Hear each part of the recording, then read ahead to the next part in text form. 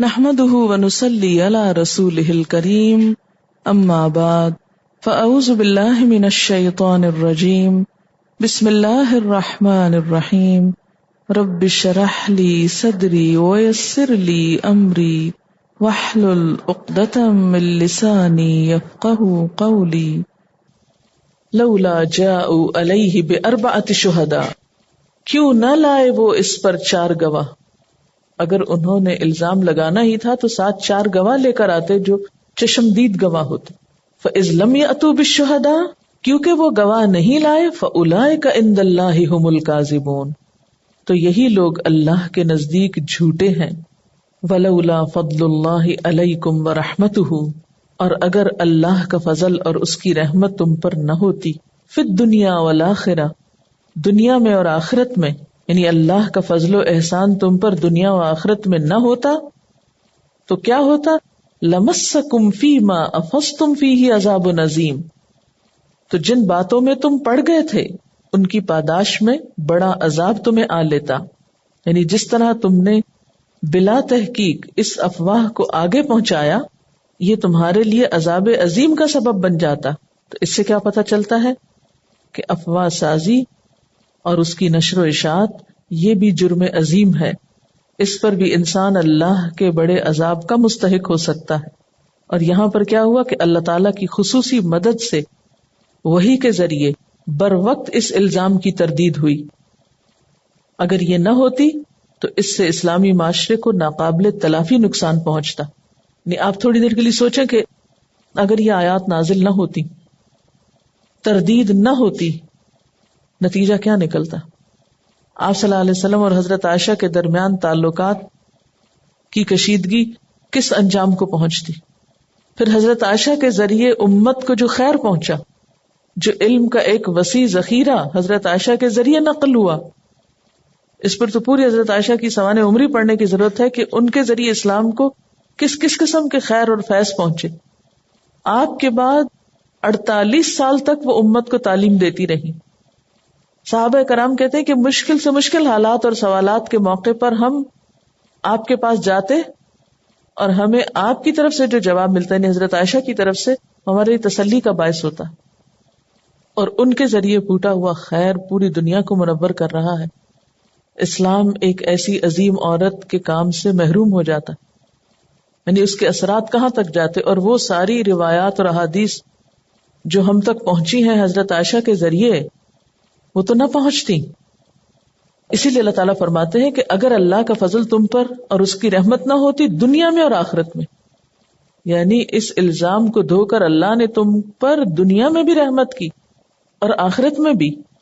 اور پھر آپ دیکھتے کہ مسلمان معاشرہ کس طرح بدگمانیوں کا شکار ہو کر 2 گروہوں میں بٹ جاتا. ایک حضرت عائشہ کی سائڈ پہ ہو جاتا، ایک دوسری سائڈ پہ ہو جاتا، پھر ان دونوں کے درمیان اختلافات اور لڑائی جھگڑے اور فساد، جس سے وہ اصل مقصد تو بہت پیچھے چلا جاتا جس کے لیے حضور صلی اللہ علیہ وسلم بھیجے گئے تھے. اور افستم کا لفظ جو ہے ثم افیضوا، پیچھے بھی آپ پڑھ چکے ہیں.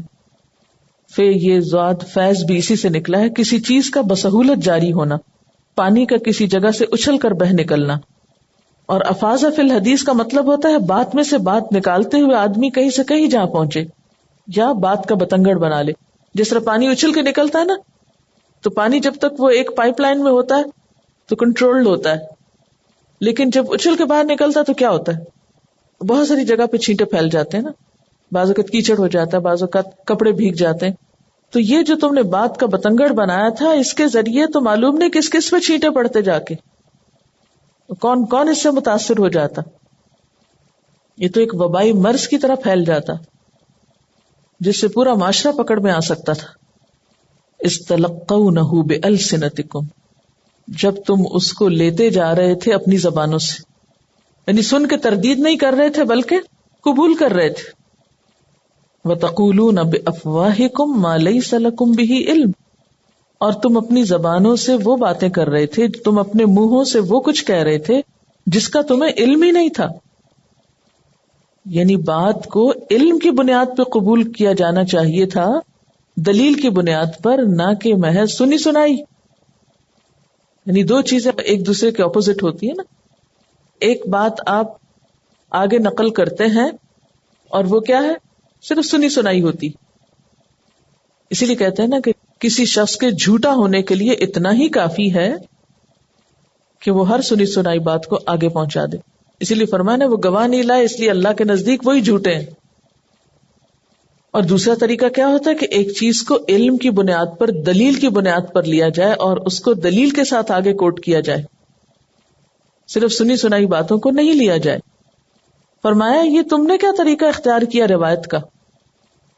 روایت کے اصول جو ہیں یا صحیح حدیث کے جو اصول ہیں، ان اصولوں میں ایک اصول کیا ہے کہ بات ٹھوس دلیل پر مبنی ہو، تب آپ آگے روایت کرو.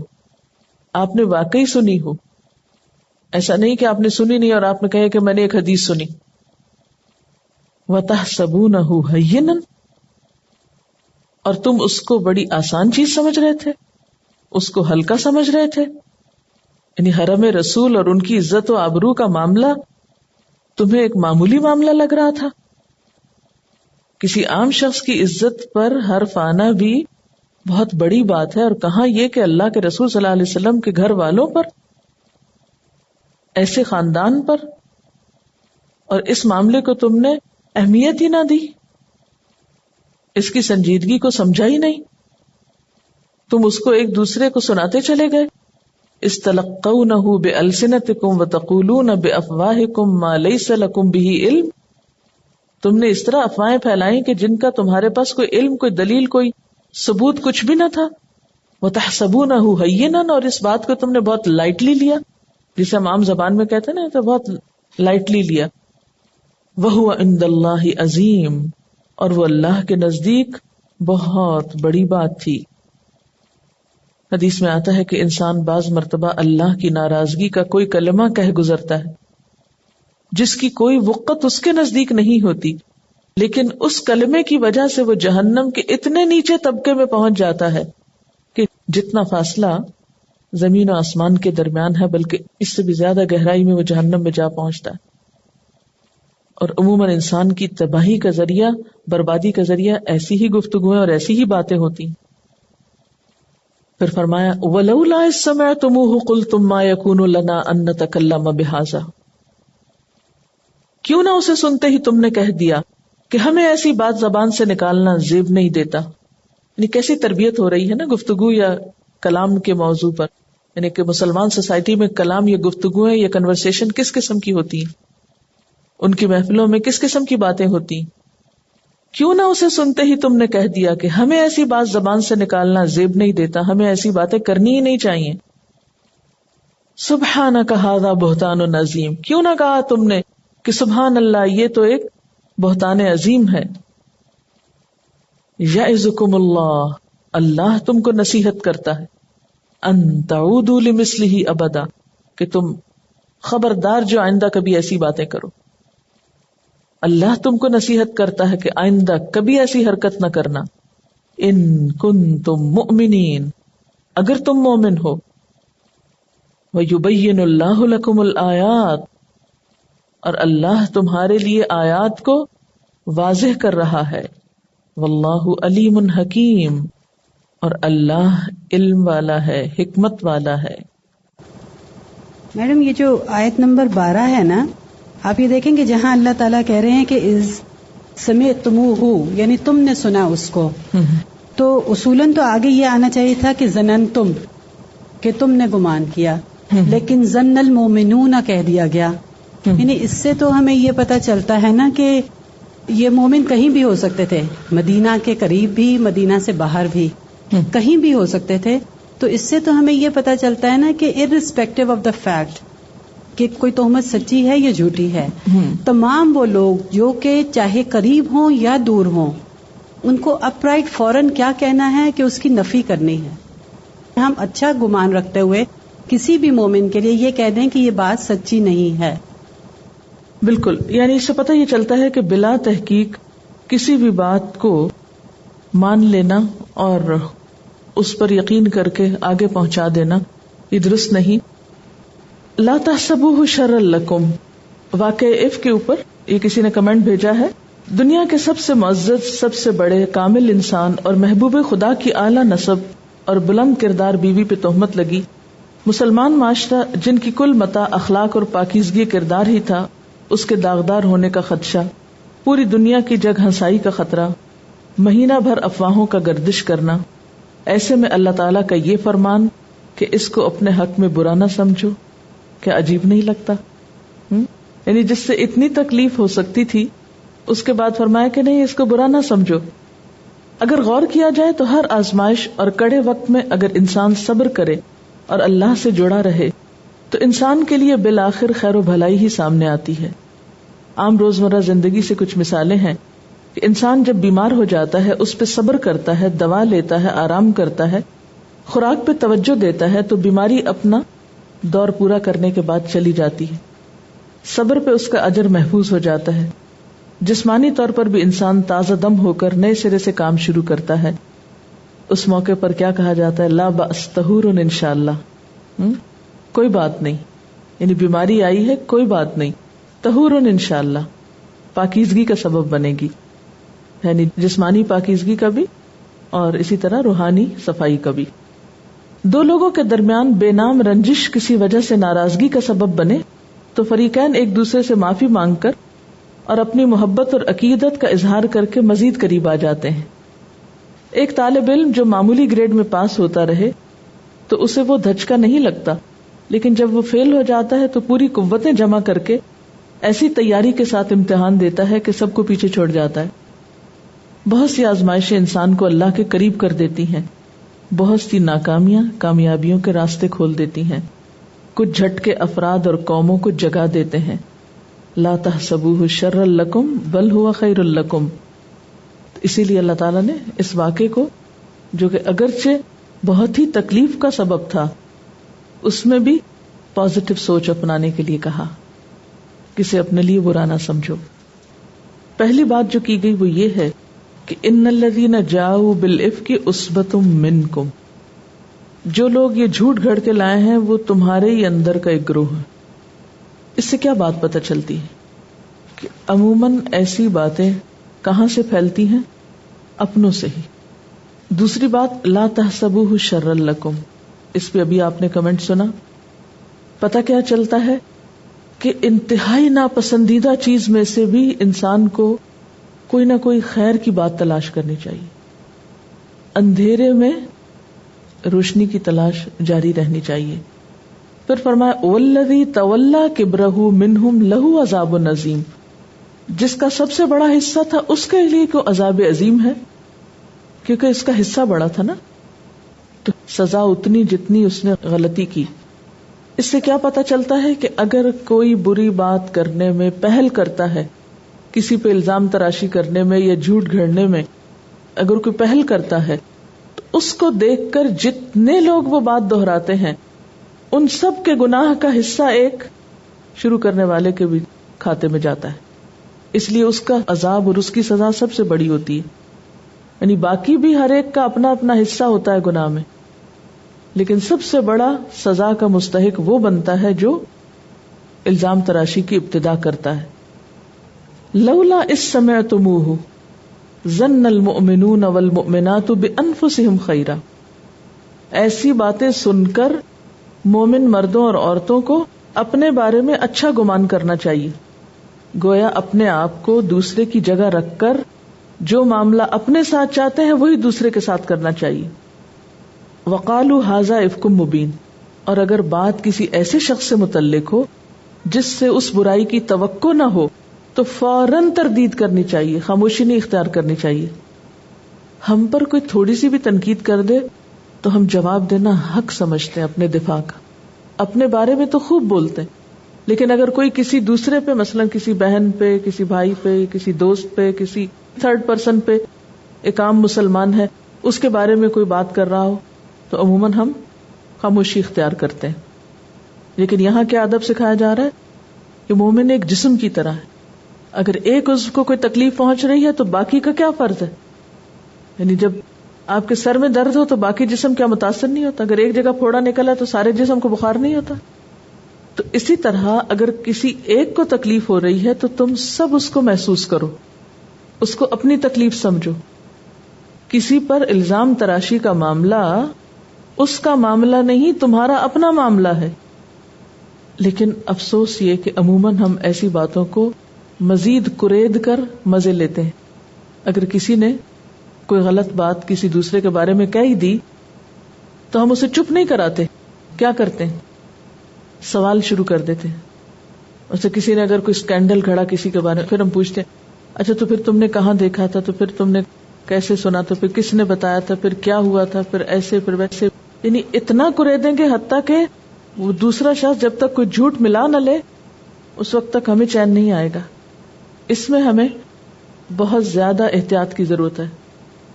بعض اوقات ایسے سوال کریں گے دوسرے سے کہ دوسرا شخص بول اٹھے اور ہمیں موقع مل جائے دوسرے کو رسوا کرنے کا. پھر لولا جاؤ علیہ باربعۃ شہداء، خصوصاً کسی کی عزت پر الزام تراشی کرنے والے یعنی زنا کا الزام لگانے والے کے لیے کیا ہے کہ وہ 4 گواہ لائے. اگر وہ نہ لائے تو اللہ کے ہاں وہی جھوٹا ہے اور اس پر حد قذف جاری ہوگی. ولولا فضل اللہ علیکم ورحمتہ فی الدنیا والآخرہ لمسکم فیما افضتم فیہ عذاب عظیم. اللہ کا فضل اور رحمت نہ ہوتی تو دنیا اور آخرت میں تمہیں عذاب پہنچتا. آخرت کا تو سب کو پتا ہے کہ کیا عذاب ہو سکتا ہے، دنیا میں سب کو یعنی پورا معاشرہ اس سے متاثر ہوتا. تو اس سے یہ پتہ چلتا ہے کہ بعض الزام تراشیاں ایسی ہوتی ہیں کہ جس سے افراد نہیں، قومیں، انسان نہیں، اجتماعی طاقتیں متاثر ہوتی ہیں. کہتے ہیں کہ ایک مچھلی سارے جل کو گندا کرتی. مثلاً اگر کسی گھر کے ایک فرد پر کوئی الزام عائد ہوا ہے تو آپ سوچیں مجھ پر تو نہیں ہوا نا، میرے بھائی پر ہی ہوا ہے، سو کیا ہوا؟ نہیں، وہ بھائی بھی آپ ہی کا ہے. اگر اس کی عزت جا رہی ہے تو آپ اس سے منسوب ہیں، وہ آپ کی بھی عزت ہے، آپ اس سے اپنے آپ کو الگ نہیں اب کر سکتے. اور اسی اصول پر مثلاً کسی ادارے میں ہیں آپ، مثلا یہیں پر ہیں آپ، اگر ادارے کے بارے میں کوئی بات ہوتی ہے تو وہ یہ نہیں کہ کسی ایک خاص شخص پر ہو رہی ہے، وہ آپ سب پر بھی ہو رہی. آپ یہ نہیں کہہ سکتے کہ نہیں اس کا میری ذات سے تو کوئی تعلق نہیں. آپ اس سے بے نیاز نہیں ہو سکتے، آپ اس سے غیر متعلق نہیں ہو سکتے. آپ ون وے اور دی ادر اس کے اندر آپ بھی اس میں ملوث ہو جاتے ہیں. اس لیے ایسے معاملات میں تحقیق کر لینی چاہیے، حقیقت معلوم کر لینی چاہیے، لیکن الزام کی تردید کر دینی چاہیے. پھر اس کے بعد استلقونہ بألسنتکم وتقولون بافواہکم ما لیس لکم بہ علم، تمہاری زبانیں بات لے کے ایک سے دوسرے سے تیسرے تک جا رہی تھی اور تم وہ باتیں کر رہے تھے جس کا تمہیں علم نہیں تھا. اس سے کیا پتہ چلتا ہے کہ بغیر علم کے، بغیر جانے بات آگے نہیں کرنی چاہیے. بات کو نقل کرنے کے لیے، ایک سے دوسرے تک پہنچانے کے لیے حقیقی علم کی ضرورت ہے. لا علمی اور جہالت پر مبنی باتیں آگے سے آگے نہیں کرنی چاہیے. وَتَحْسَبُونَهُ هَيِّنًا وَهُوَ عِندَ اللَّهِ عَظِيمٌ. بعض الزام ایسے ہوتے ہیں کہ لوگ انہیں معمولی سمجھتے لیکن اللہ کے نزدیک وہ بہت معنی رکھتے ہیں اور اس پر بڑی سزا ہو سکتی.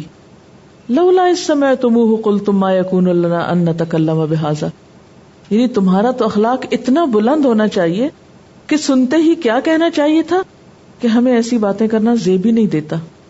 یہ تو اخلاق سے گری ہوئی بات ہے کہ ایسی چیزوں کو ڈسکس کیا جائے. ہم اپنے آپ کو پرکھیں اس بات کی روشنی میں، اس آیت کی روشنی میں، کہ جب ہمارے سامنے کوئی کسی کی شکایت لے کر آئے اس قسم کی، یا کوئی الزام تراشی کر کے آئے فلاں لڑکی ایسی یا فلاں لڑکا یا فلاں ایسا، تو آپ کو انٹرسٹ لینے کی بجائے کیا کہنا چاہیے؟ اس قسم کے ڈسکشنز اور اس قسم کی گفتگو اخلاق سے گری ہوئی ہے، ہمیں زیب ہی نہیں دیتی. میرا نہیں خیال کہ اس بات کو ہمیں اس طرح ڈسکس کرنے کی کوئی ضرورت ہے. کیا ہم نے کبھی ایسا کہا؟ افسوس یہ کہ الٹا ہمیں اور مزہ آتا ہے. اچھا پھر وہ اور کیا کر رہی تھی، کس لڑکے کے ساتھ تھی، کس حالت میں تم نے دیکھا، کہاں دیکھا، مزید واہیات باتیں شروع کر دیتے ہیں. یعنی ایمان کے ساتھ، اخلاق کے ساتھ تو قد افلح المؤمنون کی صفت کیا؟ والذین هم عن اللغو معرضون. یہ ساری گفتگویں لغو میں آتی ہیں. اگر آپ میں طاقت ہے تو ہاتھ سے روک دیں اس برائی کو. آپ کا کام بس صرف شکایتیں پہنچانا ہے. یعنی ہمارا عام طور پر معاملہ کیا ہوتا ہے؟ فلاں کو دیکھا، آ کے شکایت پہنچائی، اس کی شکایت، اس کی شکایت، اس کی شکایت. بھی آپ کس لیے ہو؟ صرف شکایتیں پہنچانے کو، کچھ جانی اور کچھ انجانی باتوں کی. اور پھر عموماً ہم بڑے خیرخواہ اور مصلح بنے ہوئے ہوتے ہیں نا اس وقت, نہیں ہمارے اندر تو بڑی ہمدردی ہے, ہم تو چاہتے ہیں کہ فلانے کی یہ غلطی دور ہو جائے. ہمدردی ہے تو پھر کرو اس سے, سارے معاشرے میں گھما کے ہمدردی کر رہے ہو. کل رات مجھے ایک میل دکھائی گئی, اس میں کسی کے اوپر الزام تراشی تھی کچھ, اور اینڈ میں لکھا ہوا تھا کہ اس میل کو آگے فارورڈ کر دیں, یہ بہت بڑا جہاد ہے. اور اکثر ایسی میلز آپ نے یہ جنک میل میں دیکھی ہوں گی کہ فلاں جگہ پر یہ ہو رہا ہے, لہٰذا اس بات کے بارے میں سب کو بتا دیں. کیا یہ فحاشی کی اشاعت نہیں ہے؟ یہ بھی فحش کی اشاعت میں آتا ہے. یعنی ہمارا یہ اخلاق اور کردار رہ گیا ہے کہ ہم کوئی گھٹیا باتیں لے کے اس کو لکھ کے پھر اس کے بعد ایک دوسرے میں پہنچانا شروع کر دیں. ہمارا سب سے بڑا قلمی جہاد یہی رہ گیا ہے کہ ہم جانے انجانے بغیر, اور اس میں جو کسی کا نام لکھا ہوا تھا وہ بھی غلط لکھا ہوا تھا, بغیر کسی تحقیق کے. تو ان چیزوں کو اب امت مسلمہ نیکی سمجھ کے کرتی ہے. حالانکہ سکھایا کیا کیا, سنتے ہی کہنا تھا کہ ما یکون لنا ان نتکلم بہذا. مجھے پورے واقعے میں یہ جو جملہ ہے بہت زیادہ اسٹرائک کیا ہے. ما یکون لنا ان نتکلم بہذا, ایسی گفتگویں ہمیں نہیں زیب دیتی. ہاں با مقصد لوگ ہیں, با مقصد گفتگو کیا کریں, نہ کہ بے مقصد واہیات باتیں. سبحانک ھذا بہتان عظیم. آپ شخص کو تو دیکھیں کس کے بارے میں بات کی جا رہی. بعض اوقات ہم کسی شخص کے بارے میں اچھی طرح جانتے ہوتے ہیں کہ وہ ایسا نہیں. کہ انسان جب کسی کے بارے میں بھی, ایک تو یہ ہے کہ کسی عام شخص کے بارے میں کوئی گفتگو ہوتی تو انسان کہتا ہے چھوڑو اس کو بھی کیا بات کرنی. لیکن یہ کہ یہاں پر جب پتا ہو ایک چیز کا, خود سے پتا ہو اور ناقابل یقین ہو, فوراً تردید کرنی چاہیے. ھذا بہتان عظیم. یعظکم اللہ ان تعودوا لمثلہ ابدا. اللہ تم کو نصیحت کرتا ہے کہ ایسی بات پھر کبھی تمہارے معاشرے میں ہو. یعنی جیسے حضرت عائشہ پہ الزام لگا ہے, پھر ایسا ہرگز نہ ہو. ان کنتم مومنین, اگر تم مومن ہو. وَيُبَيِّنُ اللَّهُ لَكُمُ الْآيَاتِ وَاللَّهُ عَلِيمٌ حَكِيمٌ. ان الذین یحبون, بے شک وہ لوگ جو پسند کرتے ہیں, ان تشیع الفاحشۃ, کہ پھیلے فحاشی فاحشہ, فی الذین آمنوا, ان لوگوں میں جو ایمان لائے, لہم عذاب علیم فی الدنیا والآخرہ, ان کے لیے دردناک عذاب ہے دنیا میں بھی اور آخرت میں بھی. واللہ یعلم وانتم لا تعلمون, اور اللہ جانتا ہے اور تم نہیں جانتے ہو. ان الذین, بے شک وہ لوگ کوئی بھی ہو سکتے ہیں, کافر بھی ہو سکتے ہیں یا سو کالڈ مسلمز بھی ہو سکتے ہیں.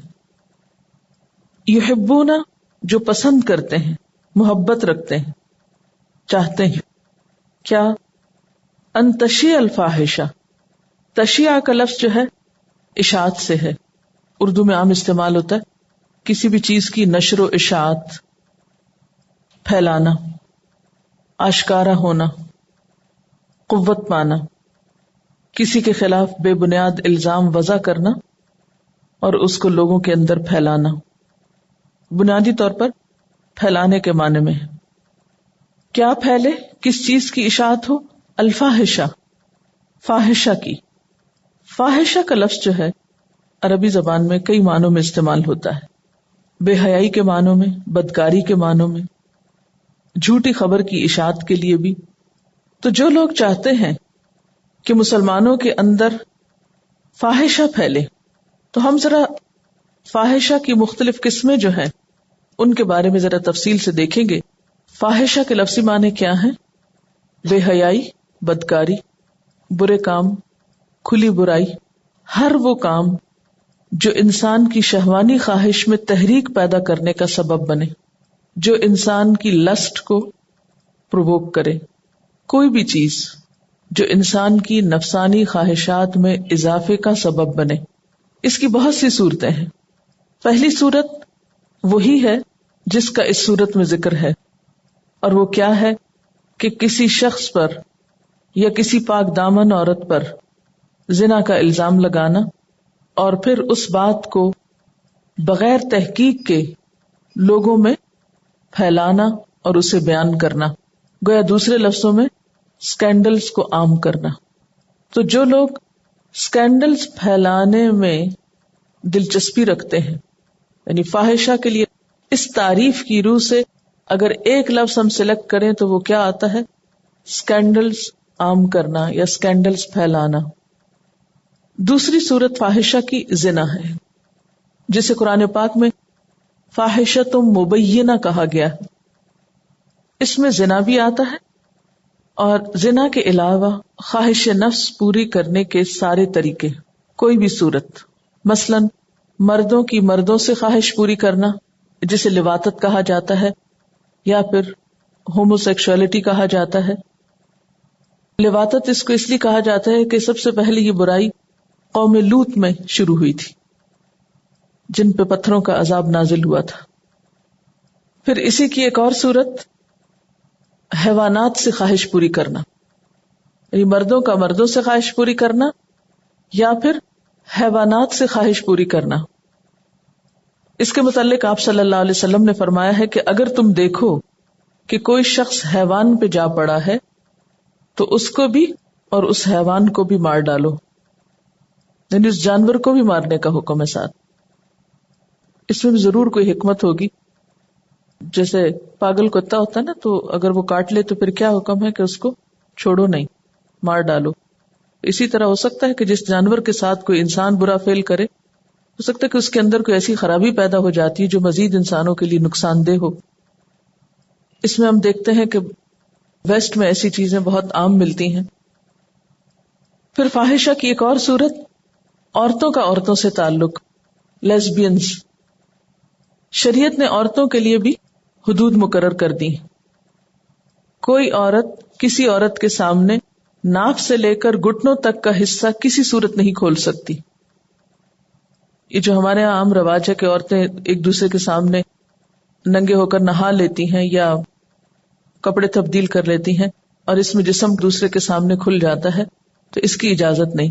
اسی طرح آپ صلی اللہ علیہ وسلم نے اس بات سے بھی سختی سے منع کیا ہے کہ کوئی عورت کسی دوسری عورت کے ساتھ چمٹے، یعنی اپنے سارے جسم کو چمٹا لے، اور خصوصاً لباس کے بغیر.